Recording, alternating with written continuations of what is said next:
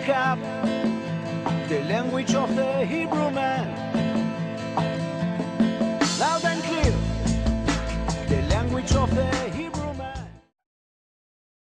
Almighty, the Amsuf, the one that created everything, who sets himself apart. You'll understand this as Eric goes through this tonight, how important each one of these letters are and how each one of these letters mean that the Messiah is in them and God created the heavens and the earth through these letters.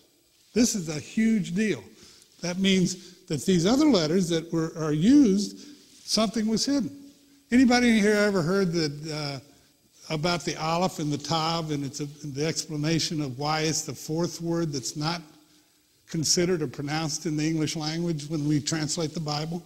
There's 7 words, and the fourth right in the middle, Aleph Tav, is not translated by any scholars. They just say that it points at the next word. Well, what really that's all about is in the Aleph Tav, if you've studied it, it represents everything that Elohim, God Almighty, said came through the Aleph through the Tav. The Aleph through the Tav. He spoke everything into being through those words. So the Aleph and Tav represented whatever he spoke into being, which meant everything. And in that being the fourth word, that's the fourth word. Yeshua is considered, he came in the 4th century, and he is the door. So it was remarkable that they couldn't see who that might be. Then in Revelations it says that I am the door. And he says that that is what he came through. In John it says in the beginning he was. And he is the Aleph Tav. He is the Aleph Tav that we believe, I totally believe, he was in every letter, and that he also is in that the Torah was wrapped on him when he died on the cross. He was literally doing the covenant of Yahweh. And as we go through these letters, what you're going to find is how each one of these letters represent Messiah, and they represent how God put this together that it will tell the story of the Scriptures. And in that story, you're going to find that you're going to be able to understand, once you see this letter, you're going to get a mind picture of how big this is. And when you start seeing these letters come together with other letters, you're going to see the picture expand. And as you start seeing that, you're going to start understanding how you can really memorize and understand and see the Bible in pictures and see the story of the Messiah and the covenant all through all the Scripture. You'll learn about the Mishkan pattern. You'll learn about the 7-day of creation pattern. You'll learn all these things are the same thing in different ways that God's trying to show us that he has all of it right here in the Messiah, in his covenant, in his letters. So what we're going to do as we go through each letter, you're going to get just overwhelmed, I think, with what is in each letter. But what it's going to do, if you put this all together over 22 weeks, when you finish this, you're going to be able to read the Bible like you've never read it. You're going to be able to see passages when you transliterate them into the Paleo from the Hebrew. You'll be able to take that and remember what the Scripture says. This is an exciting, exciting adventure. And I don't think this has ever been done like this, ever. These 22 letters have never been taken like this in the Paleo that I know of. So you're a first. This is the first. And what we want you to know is as you go through this, we want you to write down how you see these things can be improved so that we can make it better for other people. But I really believe that Eric has a mission from Yahweh to perform this and to do it where you can understand it and it can literally go to the entire world. Can you imagine if you could read the Bible, you could read the Bible, we could actually look at the letters, and we don't have to get somebody else to interpret it. We can see the Word of God the way it was originally supposed to be translated through the Mishkan pattern, through the patterns, through the letters, and we can actually look at it and get the same thing and be in 2 different places. This had never happened. What a fantastic concept. So we're totally excited about doing this class, and so we're going to, we actually got, Eric showed up, so we're going to actually have him instead of me talking for another hour. So isn't that great? So we have Eric is here, and we're going to bring him up. And come on up, Eric. Well, shalom and kavod Yahweh, which is to say the weight of the wonderful grandeur and translated in English, glory unto Yud He Vav He.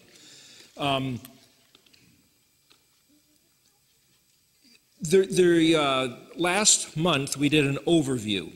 And so what we're going to start doing this week, as Jamie has just said, is start going letter by letter. So I've spent like 20 or 30 hours just even beginning the subject of how to describe the Aleph. So we're going to try to do it in two, which is to say it's still going to be a bit of an overview, but we're going to do 2 hours per letter, 2 hours per week for the next 22 weeks. But there's so much more that could be done. So again, I'm trying to give you a feel, a sense of how this language works. So I'm going to, because the Aleph is the first letter, it's the, you might say, the overview, the plan. So everything that I describe about the alphabet is actually describing the Aleph, because the Aleph is the plan. So the chart that's back there, the way that chart works is we described on a 4-hour DVD that we did a couple months ago, is that if you look at everything down in the white column, because here's the way it's coded, you might say. In white light, all the other colors of the spectrum are in the white light. And when you put a prism and shine the white light through the prism, it refracts into all the different colors. So Aleph and Tav is drawn as white. You know, the white shirt. So with it, hopefully I can wear different colored shirts to these meetings, so if somebody's flipping through, they'll say, oh, he must be on one of those letters because it's keyed to those colors. But the point is, Aleph is in the white, and if you look at everything in the right-hand column all the way down in the white column, you'll get Aleph concepts.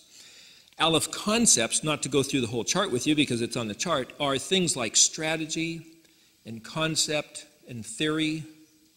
I'm going to describe a couple other things that we got going on here too, just for the record. The thing that I refer to as the chart is that 2 foot by 4 foot. It's made that big enough so you could put it on a door on the back of a closet. Here, Jamie's bringing it up here just for people who don't have access to this. We made it this size so you can put it on the back of a closet door or something. You don't always have to look at it. You open it up, there it is, and it's not taking up too much wall space. But so here, if you're going to read the Aleph, if you read everything in this white column all the way down, you'll get a sense of everything the Aleph means. And to take a few things at random, wealth, omnipotent, eternal, other side of the creation event, which is to say, well, what does that mean? If creation of physical matter is in the position of the bet, then what's before the creation, which is the other side of the creation, is the idea of what are you going to do, how are you going to make it? So that's the other side of the creation event, which is the Aleph side. So reading on down, you have silent author, but also expression. Well, how can you have a silent author, but also an expression? The Aleph is the one letter which is silent. Now, if you read modern Hebrew, you'll see that underneath the Aleph, there's either lines or dots, which the Masoretic scribes around 1200 AD or so went through the entire Tanakh. Let me back up. The Tanakh is an acronym for the Old Testament. It stands for T, the letter Torah, which is the first 5 books, Neva and Nevaim, which is the prophets, and Keterim, which is the writings. So TNK, Tanakh. That's where that comes from. The Old Testament, according to the Jewish scriptures, the Masoretic scribes are the ones that put these vowel points. Before that, there was no vowel points. Hence, in Paleo, there's no vowel points. So you can say, well, I don't know how to pronounce it, because they're basically all consonants. Well, the Yod basically sounds like an I or a Y. The Vav can sound like an O or a U or a W, but pretty much everything just has kind of an A sound, ah. And if you don't know how to read and you just sound at the consonants with kind of an ah or an eh, you'll be really close. The point is, the Aleph is silent, and it's the one letter which is silent. So what could possibly be meant by that? Well, the thing about the Hebrew language here, what I found is that the letters mean things. And so who is the creator? Where did he show us? Where did he ever express himself and reveal himself? Well, we can say, well, the scriptures tell us he first showed us in the creation. Well, the silent Aleph then is expressed in the Bet, because the Bet is a creation, but the Yod is the working hand. So you could say the silent Aleph is expressing itself through the hand of what was created. So it's also expressed in the Yod. Well, here's my point. The Aleph expresses itself in all of the other 21 letters.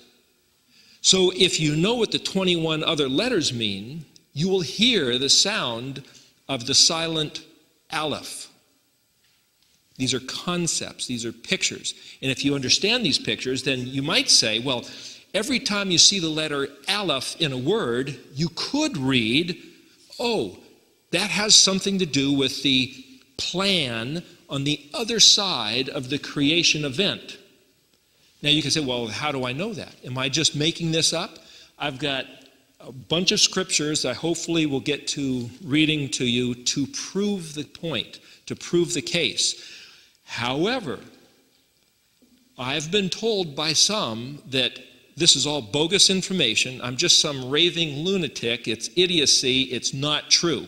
Just so you know. Those that are literate scholars of Hebrew may well completely disagree with everything on this chart and everything I'm about to say.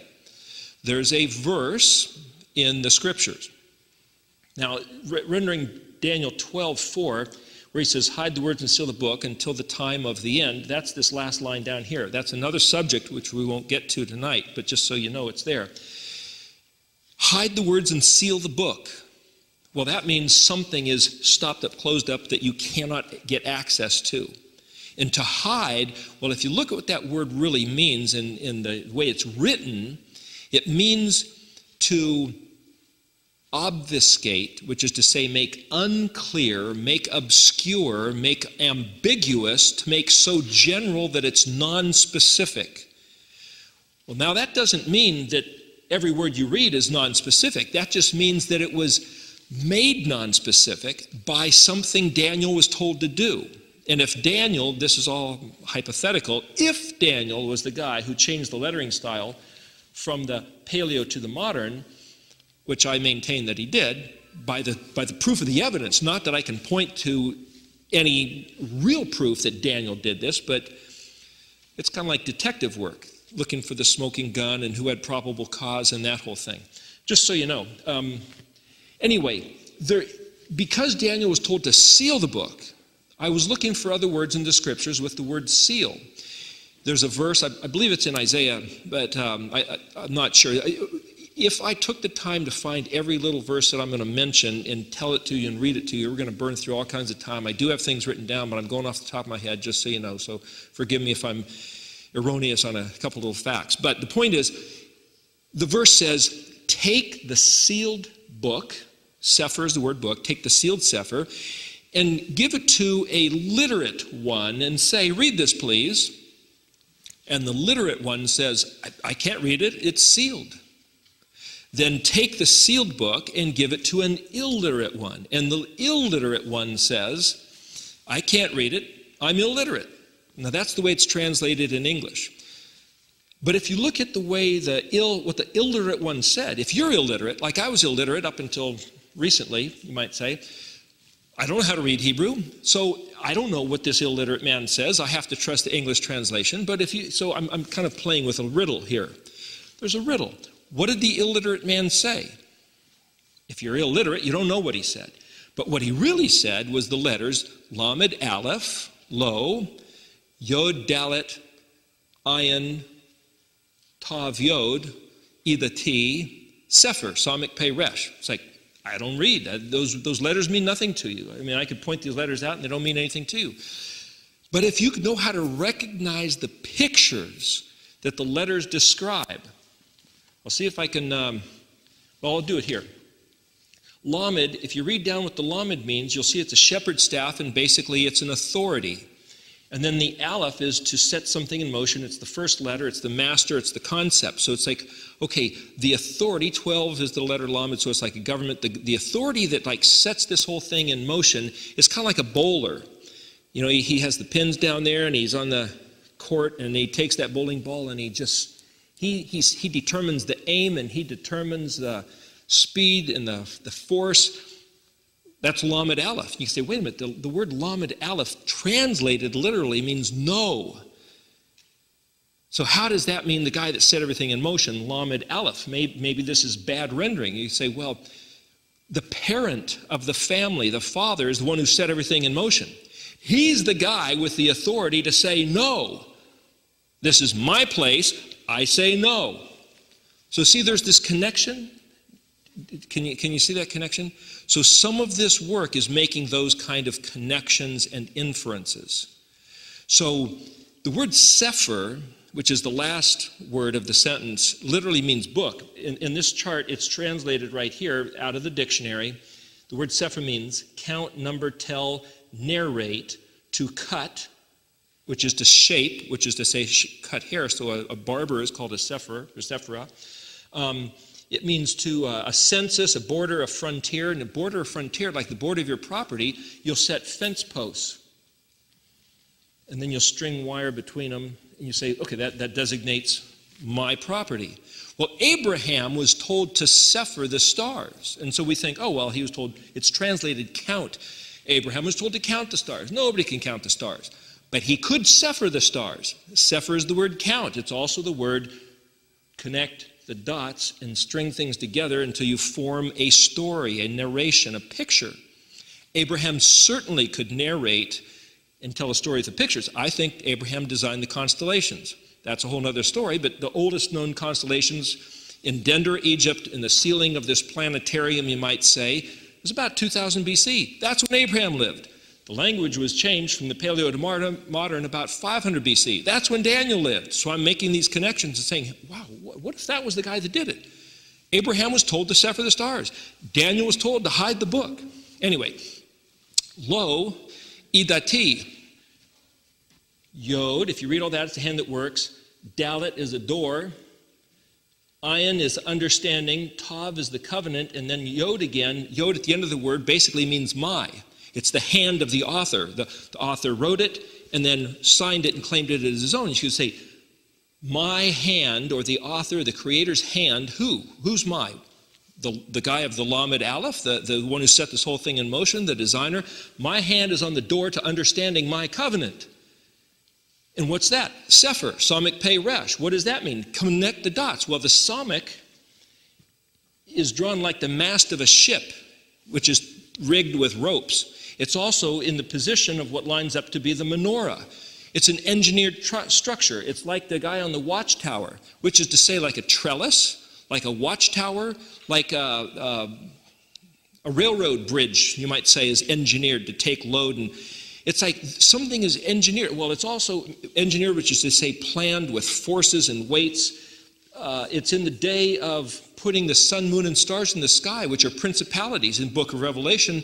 You say, well, wait a minute, Yeshua was seen by the Apostle John having 7 stars, which are the spirits of the 7 candlesticks or the 7 assemblies. And you see what I'm doing? I'm saying a word and jumping to another concept related to the word, which reminds me of another verse with the same concept, which is related to that, which reminds me of this other word, which jumps to this other letter. I'm calling that Deciphering, connecting the dots. It reminds me of a game, I don't know if anybody's aware of it, called Crazy Eights, we used to play as a kid. Now, from what I remember, you have a deck of cards, and you can jump through the deck as one person lays down the next card, depending on either suits or numbers. If someone lays down a 4 diamonds, you can lay down any diamond or any 4. And if you want to change, you throw down an 8, and then you can change it to anything you want, Crazy Eights. But the point is it fair if you throw down a 4 diamonds to jump down to a 9 of diamonds or a king of diamonds? Yeah, they're diamonds.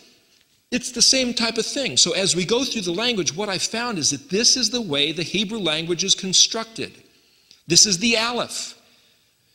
This is part of the concept of the Aleph. This is the way that Yahweh designed this plan, this purpose. If you read through the Aleph, you'll see there's a plan and there's a purpose. So I can render a bunch of verses that show you Aleph means a plan. There's one verse that says, Yahweh speaking, as I have planned, so shall it be.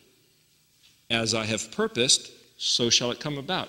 I have a whole list of verses here which we can run through where Yahweh essentially uses this as a signature. He says, the thing that I said was going to happen will certainly happen. Heaven and earth will not pass away until every single dot of what I said happens. Not one jot or tittle will fail to occur before what I said is going to happen, and then this is over. The concept of the plan and the purpose is the Aleph concept. The accomplishment of the Aleph is the Tav concept. So if you read through here Tav, and that's the other reason why the letter Tav is in white, because it's the same as the Aleph. It's the fullness of the Aleph that was broken up into all its variable pieces, the different colors, accumulated back, gathered back up. I'm going to do a little bit of Deciphering here. The Tav is that when the Aleph, which was separated, gathers back up. It's interesting to see that if you look in the Red Dictionary, you will not find the word Joseph. It's actually spelled Yod Vav Samik Pei, but it's pronounced Yosef. It's not in the dictionary. But I saw, as I was reading through the Tanakh, various places, that there are words spelled Yod Vav Samik Pei. Well, that's the word Yosef. But it's not translated in the dictionary as Joseph. So you'll find this in Strong's Concordance and other places, where it's like, I know that's Joseph's name, but it's being used as a word, but I don't know what the word means because Strong's won't tell me, and I can't find a dictionary to tell me what Joseph's name means. It's like, so there's all these different places, like the campsites in different cities, which have words which we just say, oh, that's the name of the place. It's like, but I know there's a message in there. There's something underneath the phonetic word, but what is it? What I've found is that this is the mechanism to find out. Well, to cut to the chase with Yosef, it means he will accumulate. He will gather. As a matter of fact, here where it talks about Ben Yosef, I wrote it down here, right here, son of Yosef. The word Yosef literally means inquire, goblet, threshold, mediator, broker of food, and he will accumulate. Well, that's exactly what Yosef ended up doing, only they called him Zaphnath Paneach, which means the one who can decipher the mysteries and the secrets of the Almighty. And it's like, well, how do you get that? Well, the dictionary tells you about how to break the name down. But what I'm showing you is that we can go through the dictionary word by word, letter by letter, 2-letter groups by 2-letter groups, 3-letter groups. That's a whole nother study. I'm trying to show you the way it's all put together. You won't find Yosef. You'll have to sit there and say, Yosef, Yod Vav Samik Pei. What does Samik Pei mean? What is a Samik? That's like the menorah. What's a Pei? That's like the mouth, the altar of incense. What does a menorah and an altar of incense have to do with Yosef, which is a hand of work, Yod, and a Vav, which is the man or the hook or the nail or the bridge? That's a whole other study. But what I'm telling you is that's the mechanism. So if I say he will accumulate, because that's Yosef, he will accumulate. But a Tav is the accumulation of all the letters being fulfilled. There's a connection, like the crazy eights. You could say they're both talking about accumulating. So what's being happened? You could say, well, here, these are the stripes of colors. Joseph's coat was long stripes of different colors. Joseph represented Ephraim, and he was the father of Ephraim and Manasseh. Yaakov, when he was blessing him, said, these are like my sons. Hence, instead of just 12 tribes, there was now 13 tribes, because Ephraim and Manasseh were each a tribe. And Joseph, their father, was only one, right? Now there's 13 tribes, and you could say, well, at least 10 of them got dispersed, maybe 11 of them. We know where Yehuda is, because everybody that comes back to the Torah is called under the blanket of Yehuda. But where's all these other tribes? To accumulate all the other tribes and bring them back is essentially Joseph's job to accomplish Tav, the plan, Aleph. You see that little Deciphering going on there, connecting the dots? So what I'm going to propose to show you here tonight is that it's one thing to recognize the Aleph and you go, oh, that's talking about the plan, or that's talking about the purpose, Or that's talking about, on the other side of the creation event, what the Creator decided to do. And so every time you read the letter Aleph in a word, you say, oh, that's talking about the plan. Or that's talking about the character attributes of the Aleph, which is the strong master.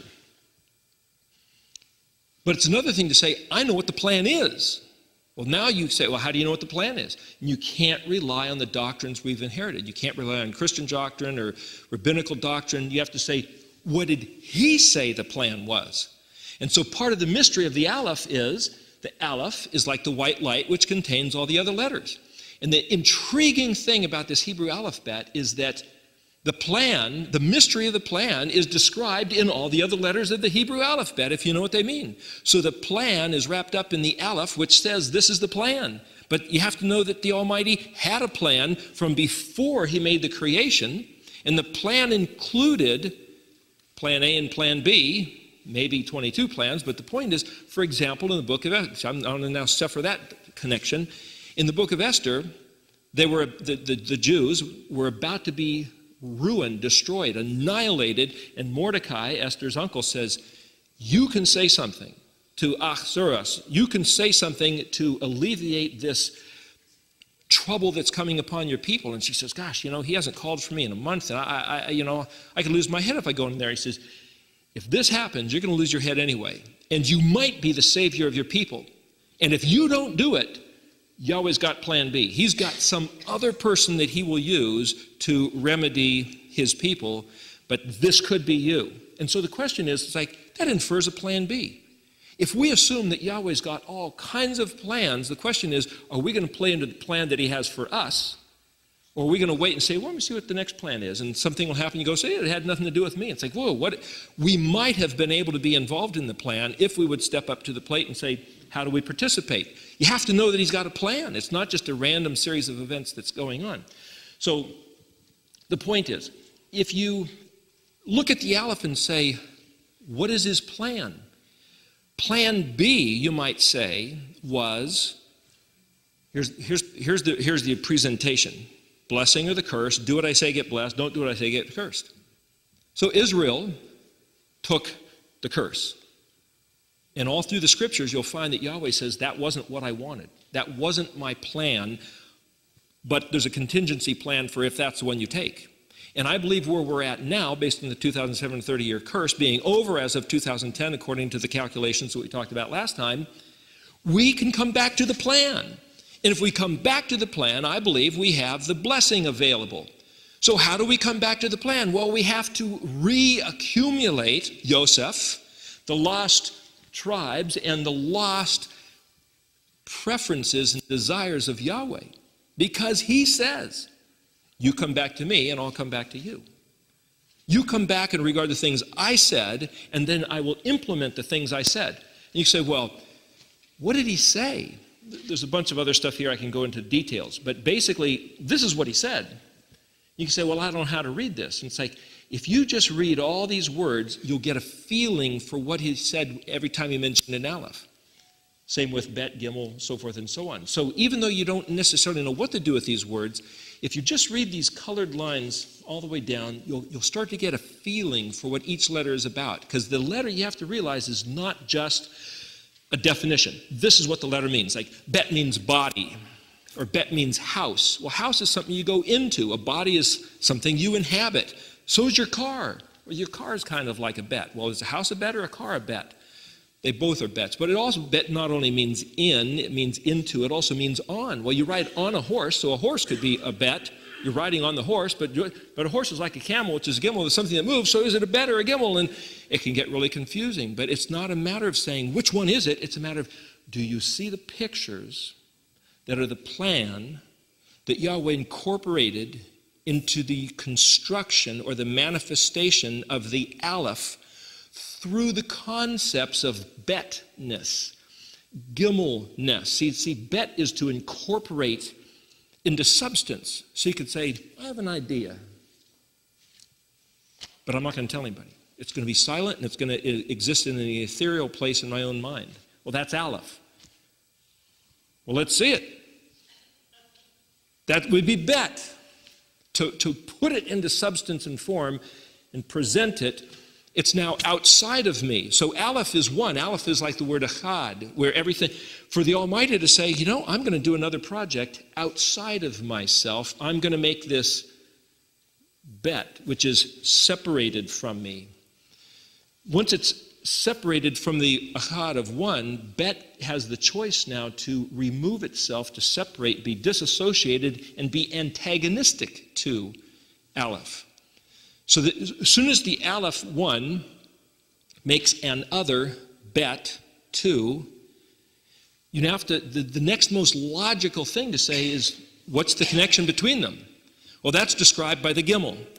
The Gimel has to do with the connection between, it has to do with back and forth. You might say you have the mother is Aleph, who then has a embryo, a baby inside of her, and the connection between them would be the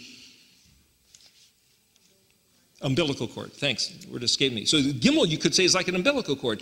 Gimel's also like Yaakov's ladder between heaven and earth that he had the vision of. And it's like, wow. You could say, well, Gimel's also the sent one, which would be the one with a foot, the voyager, the ambassador, the one sent here, which we see as being, well, that's Yeshua, the sent one. Oh, well, thank you for your patience there. Sorry. Anyway, the point is we could go through each one of the letters of the alphabet, which I'm not. Oh, there it is on the big screen. I'm not trying to go through each one of these letters because that's its own study. I'm just trying to show you that this is the concept embedded in the Aleph. Just to make a few things clear, I'll pause here before I get on to the next step, but I want to, just for the people that are watching, and there's a couple other things we did here to make this also clear. This chart here, Yeshua, the Messiah, and the Aleph bet, which was on the screen earlier, and also Bill Sanford has done this entire PowerPoint showing Yeshua in the alphabet. We'll get to that under the letter Vav because I believe that's where he was hidden.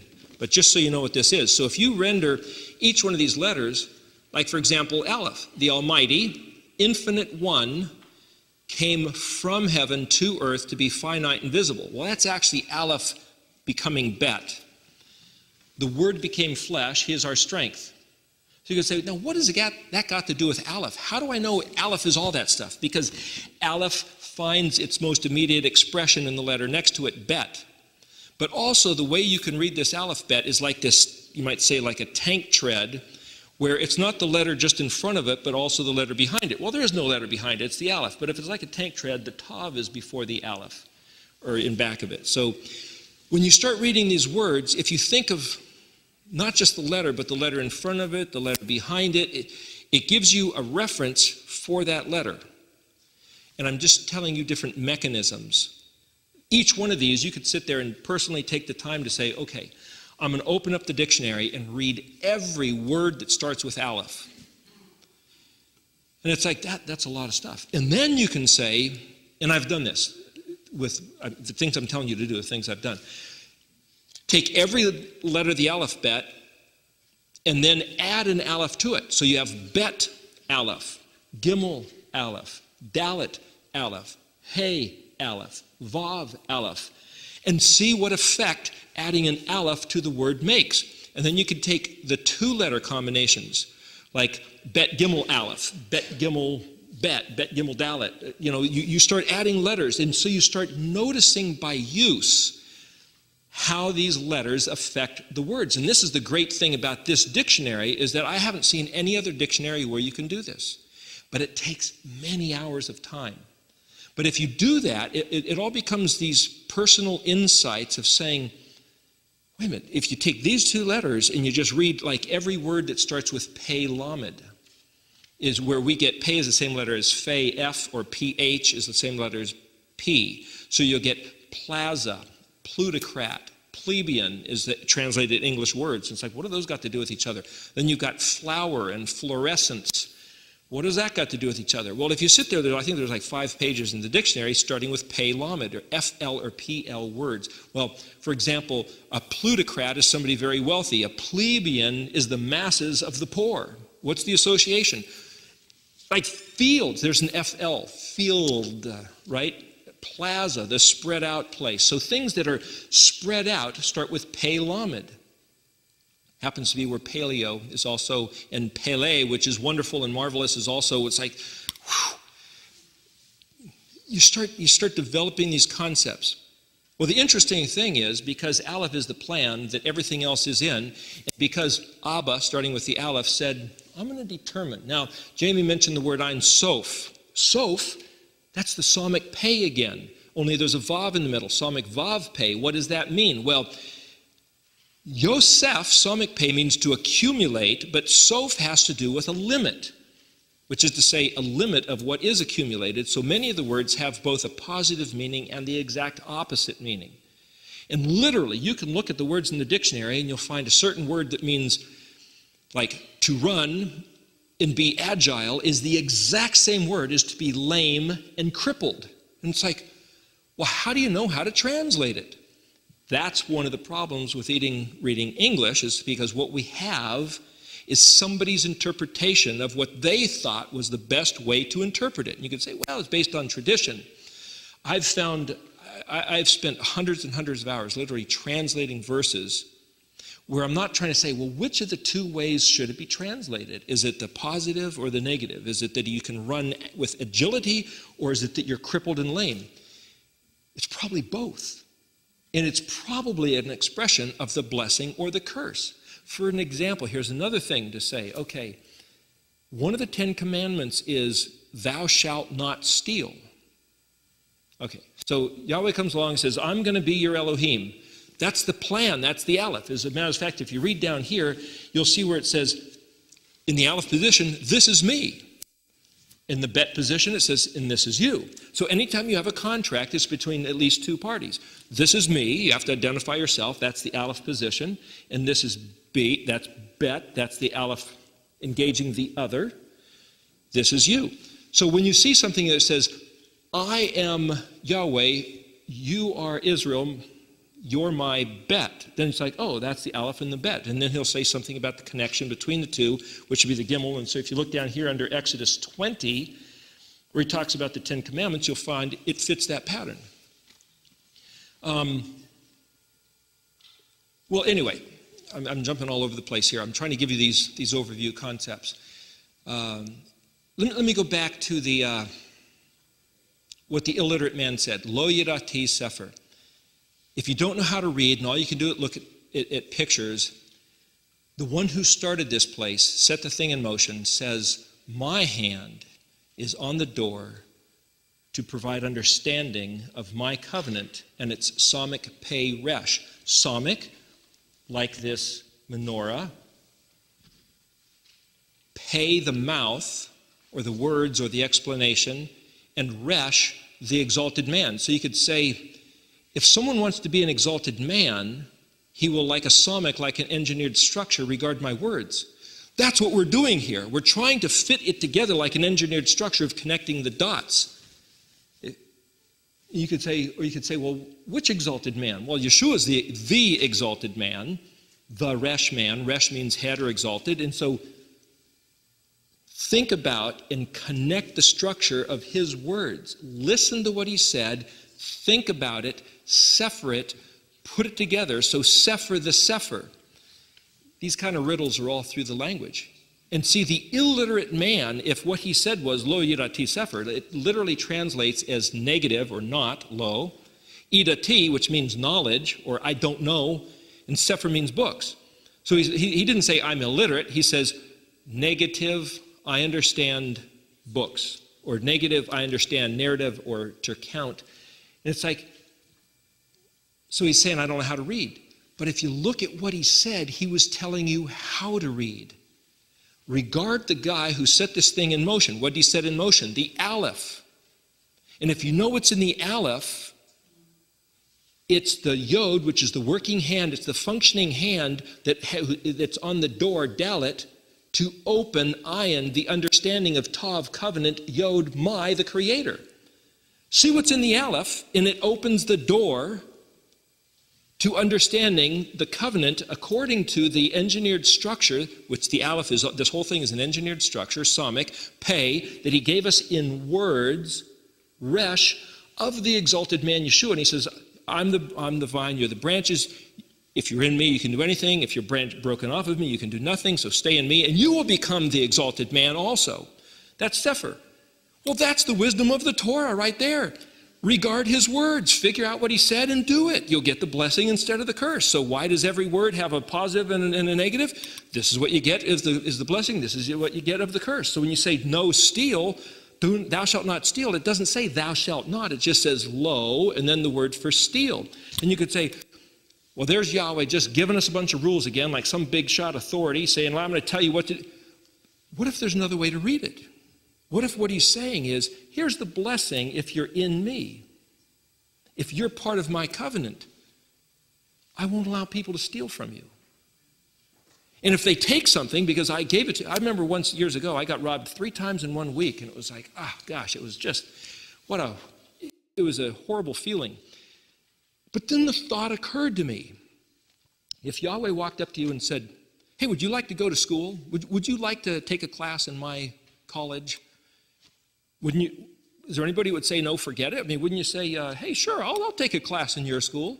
If it's going to cost you $10,000 tuition. You say, sorry, I don't have $10,000.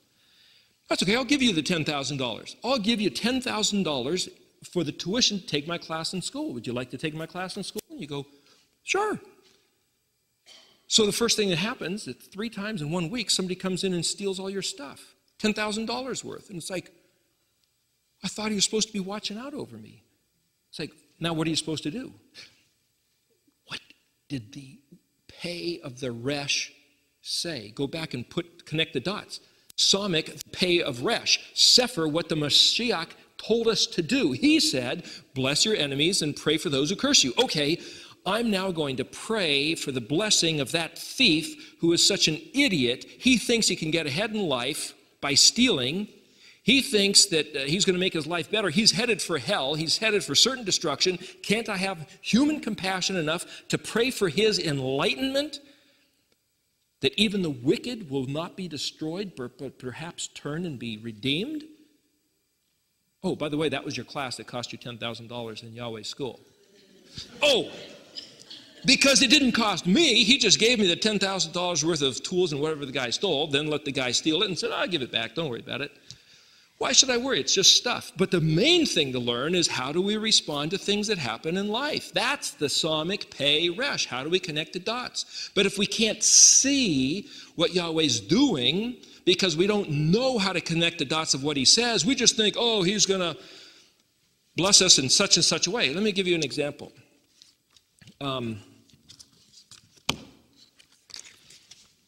Genesis, Bereshit 17, first verse. So here, I'm going to assume that when Yahweh presents information to us, it's going to be according to this alphabetic pattern, which is why Exodus 20, Jeremiah 31, and Daniel 12 is on here to show you how chronologically, sequentially, in sequence, it lines up with all these letters. That's a whole other thing, but it's there. Genesis 17:1, Yahweh, oh, he didn't call himself Yahweh, he called himself El Shaddai. That's a whole other story. But the point is, he walks up to Abraham, or speaks to Abraham, and says, I am El Shaddai. Walk before me and be perfect. Anybody recognize that verse? Okay, how do you be perfect? Does anybody think Abraham did that verse properly? After all, the scriptures say us in another place, there's none righteous, no, not one. But Yeshua told us, he said, be thou perfect, even as your Father in heaven is perfect, didn't he? It's like, come on. You know, you're going to show up and give us this great, wonderful treat. Hey, look I'm El Shaddai. It's like, well, thank you very much. I mean, nice to meet you. And it's like, walk before me and be perfect. It's like, gosh. I mean, you may as well just say, look, I give up. I failed. I can't do that. So we read these things in English and go, what a horrible predicament. It's impossible. Why does he do this stuff to us? You know, he calls us to regard him, and then he throws something like this at us, and it's like, just, you know, sit in the pew and sing the songs and figure you'll ride the bus to heaven when the time comes. It's a lot easier to do that, you know. And it's like, no, wait a second. What did he really say? I told you what we've been told he said. Let's see what he really said. Ani means I am. As a matter of fact, just for what it's worth, on this picture here, we'll reference this later, it says Ani Yahweh. Ani means I, but if you look in the Red Dictionary, it also means fleets or ships. It's like, how can it mean I and also mean fleets or ships? Anybody see Star Wars? When you saw the fleets of the battleships and the Emperor, well, it was Darth Vader, it wasn't really the Emperor, but when he just rides in on this monster ship with all these it's like, this is I in my majesty. The Emperor surrounded by his hosts, his legions, his fleets, the admiral with his ships. That's the picture. So when Yahweh says, Ani Yahweh, he's saying, this is me in my majesty of my fleets. Suffering that, you think back, I think it's in Proverbs, Ecclesiastes, it says there's 4 things like this that are just so wonderful, and it's the emperor with his fleets. And you say, well, what's Yahweh's fleets? When it says Yahweh Zavot, well, Yahweh Master of Legions, Yahweh Elohim Zavot. Well, again, using the dictionary, I'm going to jump off track here a little bit. But you say, well, a Zadi Bet is something swollen. It's a turtle or a covered wagon. It's an army. That's Zavah, and Ot, Vav Tav, is the pluralization of that. So it's okay, Yahweh doesn't say the word master in Hebrew. It says Yahweh Elohim, which is to say the mighty one, where we get the word God. Legions. Doesn't say that. Zadi Bet is to inflate something, and an Aleph Vav Tav is an oath, which is to say something you've sworn to, which is a sign, it's your word, but it's also a letter of the alphabet. The Red Dictionary will tell you that. Other dictionaries won't tell you that. A letter of the alphabet, Yahweh, the Ein Sof, going back to that word, means without limit. The word Samik Vav Pei Sof means a limit, which is the opposite of to accumulate. It's to put a restriction versus accumulate is to keep gathering. Ein means without, but this is Ani, same letters rearranged. Ein Sof, Ein, A-I-N. Aleph Yod Nun is where we get the word ain't. I ain't got nothing. There's nothing. Ain't means without. There's nothing there. Ein Sof means without limit. The Almighty, the one that's so big, you can't even define him. As soon as you define him as the Father, you've just reduced him. As soon as you've said, well, he's the guy who, you've just limited him. As soon as you say, well, he's bigger than, you've put a limit. He's without limit. So down here, this corner, there's this picture of like this little spiral kind of a whirlpool. The guy that was without limit decided to give us a limit. What did he give us? These 22 letters. He, the Ein Sof, decided to reveal himself in these 22 letters. These 22 Hebrew letters is what the manifestation of the entire universe is this. Everything you think, I believe it's the structure of your consciousness, your thinking abilities is embedded in these 22 letters. Everything that exists of our being, of our consciousness, of our existence, and our ability to recognize him is in these 22 letters. So these 22 letters are his limit that he's given us, though they're not his real limit, because he's got no limit. But he said, this is the limit by which you will reference me. So when we think the Father, the Creator, we're referencing these 22 because that's all he gave us. He determined this limit. So these 22 letters are like essentially his hosts. So when he says, I am Ani Yahweh Zavot, it's these 22 letters. Those are his hosts. And they happen to be, Ot is letter of the alphabet, and Zadi Bet means to inflate. So it's Yahweh who says, Aleph, as I have planned, Tav, I will inflate every letter to its maximum capacity to fill the dream I had, and then say, there it is, Tav. Suddenly that's a different way to hear the phrase Yahweh of hosts, Yahweh Zavot. And he says, I in my majesty, what these letters mean are my prestige. These letters are my fleet. So here there's a picture of the Nun Samik. Well, the Nun is the living room, Samik is the structure. So you could say, well, Yeshua is the living word. What's a word? A bunch of letters that tell us concepts. He's the living word surrounded by his hosts, all the other letters. But it's also a picture of Israel around the Mishkan. It's also a picture of the 12 tribes that are all the expression of Yaakov, the expression of, it goes on and on. What I'm showing you is that once you see these pictures, you could start jumping again, ciphering, connecting the dots, going from here to there, and it's all a picture of the kingdom. This is all a picture of the kingdom, and Yahweh chose his words to do that. Anyway, Ani, this is what he said to Abraham. Ani El Shaddai. Well, this is Aleph Lamed. We talked about Lamed Aleph, right? Lamed, it means no. What is Aleph Lamed? It's the inverse of the two letters. So technically, if you read this, and just to make it clear, this chart was not designed to say Aleph Lamed. The word Aleph Lamed means judicial application. It's in there, but this is not a spelling of words. This is looking what these letters mean from these letters' point of view. See, each letter is a point of view. An Aleph is a strategy. A bet is a body. A gimel is like a verb, a body in motion. So you could say, what's each letter from a strategy point of view? What's each letter from a basic object point of view? What's each letter from an action or a verb point of view? That's what this top section is. So you could say, what does Aleph Lamed mean? Strong, Aleph, and Lamed is an authority. Yeah, but Lamed Aleph is an authority strong, or an authority set in motion. We could take time, you could ponder the difference, but literally Aleph Lamed, looking in the dictionary, means motion toward. It also means deity, strong and powerful, but when it's by itself as a prefix, and here's the benefit of the dictionary, you can look it up and it means motion toward. Shin Dalet Yod is Shaddai. Well, Shin Dalet Yod in the dictionary means devil. I am El Shaddai. I am the strong devil. That's what El Shaddai means. It also means field cannon, that which devastates, that which just wipes everything out and pulverizes it down to nothing. It also means provider. It also means the dispenser of benefits or the hurler of arrows. There's a few other things.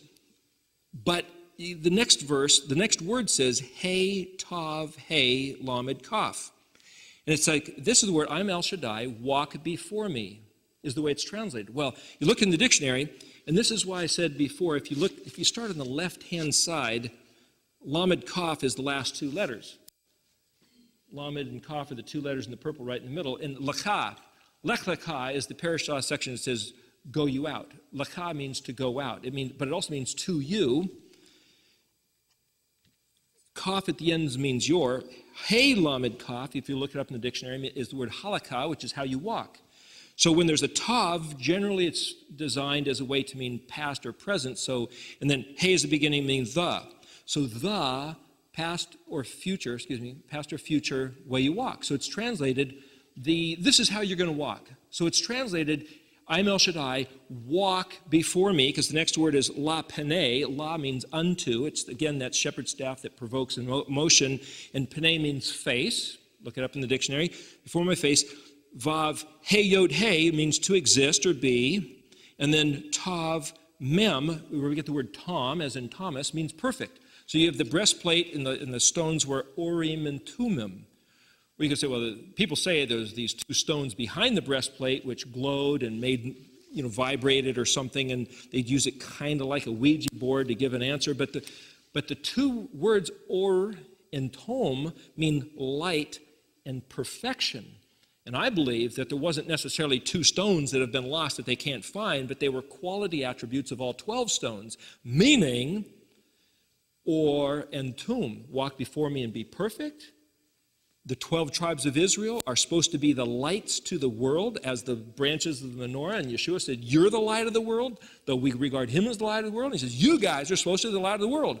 But you're hidden, you're stopped up, you're extinguished. As a matter of fact, the word for star in the book of Revelation means to extinguish.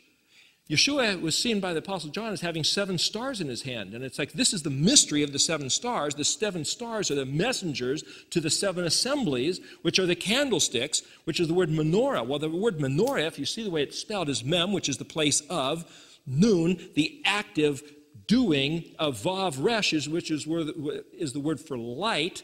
But it's also then hey is revealed. So here's the place where the active burning of light is revealed from. That's the word menorah. But we think, oh, menorah, that's the candlestick. But if you break it down letter by letter, it tells you why it's called a menorah. But he said he has 7 stars, which are the messengers to the 7 menorahs. And it's like, well, what is the word star? You look it up in the dictionary, it's kaf vav kaf bet, and it literally means to be able to be extinguished or to put it out like a fire extinguisher. And it's like, then he said it's the mystery of the 7 stars regarding the 7 menorahs. Like, what's he trying to say? Every single image in this book is a picture, is a riddle, is a mystery. And if we read the English narrative, we've lost it. So Jeremy was saying earlier, I'll use your example. Somebody can show you the picture of the Mona Lisa, and then they can come over here and describe to you, even if they do a perfect job describing to you the Mona Lisa in words, you're not looking at the Mona Lisa. If you look at the Mona Lisa, you're seeing it, but he could be describing it. When we read it in English, it's not the real thing. What Yahweh gave us in this Hebrew alphabet is so deep and so complex, but the way you do it is to realize he had a plan that he put in the Aleph. And the Aleph says this is the system how everything else finds its place. Let me go back to El Shaddai thing real quick. So it reads, I'm El Shaddai, walk before me and be ye perfect. Let me tell you another way to read it. Motion towards power and strength, our Aleph Lamed. Shaddai, dispenser of benefits. If you say Tav He Lamed, Tahal, it means praise, glory, fame, renown. It also means folly, error, sin, or profanation. There's one of those words that's the opposite. This is your fame and renown, but this is also your folly and your error, which if you do that one, you'll become the famous for being an idiot, 12 tribes of Israel. But it also is the process of bringing down to the depths. And it says, and it can be, the He can be read as the and your. This is your praise, glory, fame, and renown. And then Lamed, La Pene can mean emptiness or to turn and look and regard and consider what's in you. I'm El Shaddai, your provider of benefits. Hey, wait a second. Stop and look within you and see your emptiness. Well, see, the letter bet is within. So Aleph, El Shaddai. I'm El Shaddai, your provider. This is what the Aleph is all about. I'm El Shaddai. Shad is actually a female breast, and it means that which nourishes and provides, but Dai is the word for enough, stop, it's over, the one who calls it quits. So he says, I am not only the one who benefits, I'm the one who calls it quits. Do you see the embedded Aleph Tav there in Shaddai? I am Aleph, the one who provides it all, and I'm the one who says, this is the end, Tav. That's in Shaddai, if you read Shin Dalet, and then if you read Dalet Yod. These riddles are all through there. But then that's in the Aleph position, then he says, I am El Shaddai. The word for walk can be seen as the one who gives you your prestige, and then turn and look within you and see the emptiness. The word Hey Yod Hey actually in the dictionary means happen to become or come to pass. It's not be perfect, it's what will come to pass because I am El Shaddai. And then the last word is Tav Men Yov Mem, is to astonishment, wonder, amazement, whole, complete, sound, healthy. It's not you better be perfect, is that I will complete and perfect and fill up your emptiness. And what did Abraham have? The emptiness of no son. And he said, I'm El Shaddai. I know your emptiness. You see what it is? You see? Anyway, we could go on with more things he said in Bereshit 17. But basically, Yahweh, if we know how to read this, you have to start thinking, what did he say? And you can't read it in English. And you won't see it in the modern Hebrew. I mean, you can kind of because you go back and you read in this dictionary, which is modern Hebrew. But then if you transpose the modern Hebrew into the Paleo and you see what the letters mean, which is where this chart comes in, keyed to the Mishkan. The Mishkan is keyed to the 7 days of creation and the 7 festivals. Those 3 things are purely of Yahweh's own. It's also keyed to the Beatitudes, which where Yeshua gave us the word. Interestingly enough, I'm going to throw this in, but we're almost up to a break. The word Mashiach. So people think, well, it means the anointed, which it does, but the word Shin Yochet means the communicator, the speaker, the conversationalist. He came to talk to us. That's what Mashiach means, because mem means from or out of or birth through. So he came to talk to us. But we just think, oh, he's the anointed one. Yes, he was the anointed or the designated speaker. It all goes back to the word. The word Vayikra, which is the word Leviticus. And he called is the literal translation. This whole concept of he's not talking to the Levites, all those laws that we don't have to study. That's not what it says. The first word in Hebrew is, and he called, kra. The word kufresh aleph, there's that aleph, literally means to call, to summon, to assemble, to invoke, to teach reading, to call to read, to call to come up to the front and read the Torah, which is what they do in synagogues. Which is to say, the greatest thing he can do for us is to teach us to read. He chose the foolishness of preaching to be the vehicle which dispenses his word and scatters his seed. Yeshua came as the word. He came as the communicator. So this business of just saying, oh, yeah, I think I'm going to learn some Hebrew. The word Alphi in the dictionary talks about being to the elite cadre of the special forces, and where we get the word Alps, the pinnacle of the top, but it's also to learn Hebrew. This business of learning this Hebrew, what he put into this Aleph and started it all off as this plan, all has to do with words. And right after the break here, we'll get into some other aspects of okay, so what is the plan? If Aleph means the plan, okay, that's great. You recognize, oh, he's talking about the plan. Every time you see the letter Aleph, he's talking about the plan. He's talking about the perfect. He's talking about your strength. He's talking about the motion towards the authority. You keep these words and I'll give you the authority. That's Kaf Lamed. It means all what? Kaf Lamed means all, but Lamed Kaf means few. Everything to you I've given that you will have Lamed, the authority, if you observe what Kaf? What I gave you, which is the lines, like the lines of instruction in the Torah, the lines of the Torah, the open hand is a picture of lines. It's also a gift. It's also a covering. He gave us this so that we would have the authority lamed. The two letters that are right in the center, if you break up the menorah of 22 lights and 7 branches, if you look close, that's what it says. Kaf and lamed are the two in the middle. And if you read, there's 4 cups in the middle where they put the oil.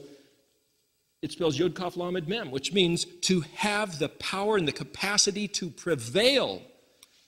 Power, capacity, ability to prevail. Yod, as a prefix, means he will. Kaf Lamed means all. Lamed Mem means to them. Or he will do all of them. He will regard all of them. If you regard all of his instructions, he will give you the power and the capacity to prevail in any situation.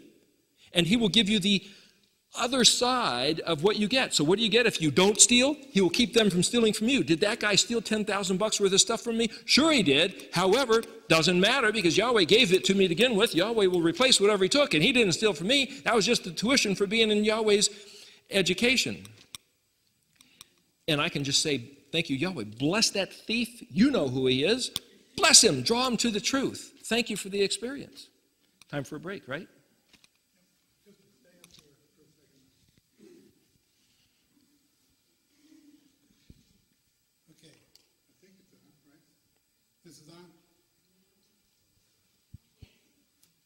Okay, stay here, Eric, for a second. What we're going to do is we're going to take a break. We want to keep these in hour segments because we're using them for not only for the TV station locally, but we're also going to use them for radio. MP3. I think you're maybe not on here. Why don't you speak in this? This is not on? Okay. Okay, you can hear me anyway. He wants to be on. Yeah. Okay, well, I'll just stand next to you. What we want to do is I just want to talk to him a little bit. Why don't you hold that, Eric? This is what we have for the first week that we did this, which was almost a month ago. We did a 3-hour video that we put into an introduction to this Eriktology course.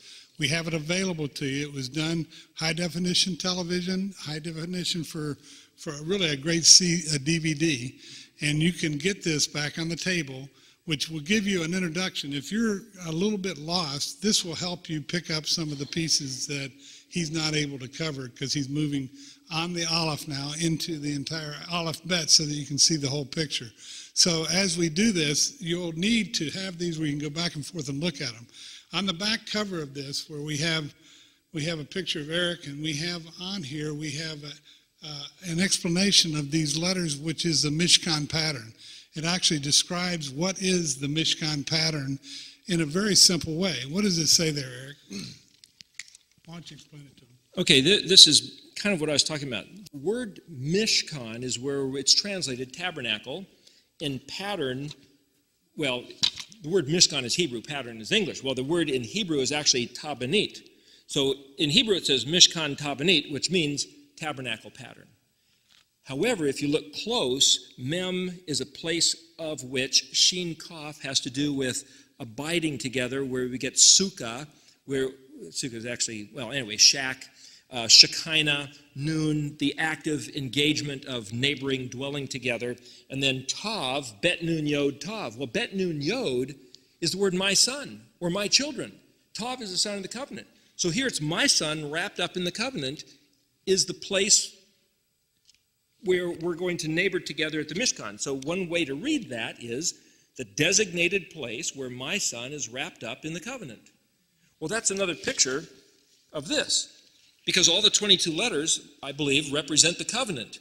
And my son is the living one lifted up onto the stomach. Yeshua said, if I be lifted up, I will draw all men unto me. Just like the serpent lifted up on the stake in the wilderness, and people that looked at him were saved from the viper bites. So Yeshua lifted up on the stake, on the cross, was lifted up, and whoever looks to him can receive eternal life. These pictures are embedded time after time. And there's another picture of a nun samach in the book of Esther. The letter nun happens to be also the number 50. A samach is also an engineered structure like a gallows. Haman's head was lifted up on a gallows 50 cubits tall. That's a nun samach right there, as the antithesis of Yeshua, the nun samach. We could take any one of these trails like a branch and go on and on. But anyway, so Mishkan pattern technically can be read as a place where my son is wrapped up in the covenant. Speak up the language of the Hebrew man.